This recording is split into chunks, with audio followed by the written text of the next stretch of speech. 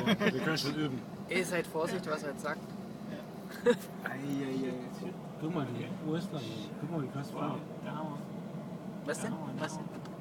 Stell dir mal Die vor, US-Flagge? die Deutschen würden sowas machen, dann hieß es dann gleich die Nazis.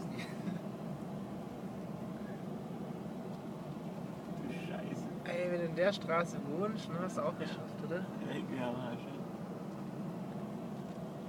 Du hast es vielleicht geschafft, aber du hast trotzdem Scheiße zum Parken, ne?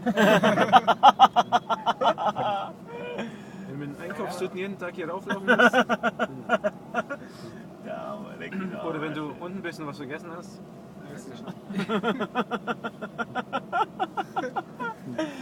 Mann, wie geil.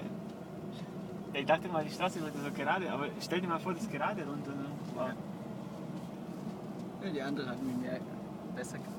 Ja, die war geil. Aber die war halt nicht berühmt. Ja, aber ist auch so eine Idee, muss mal kommen, so eine Straße zu bauen. Ja. Ja, wie geil.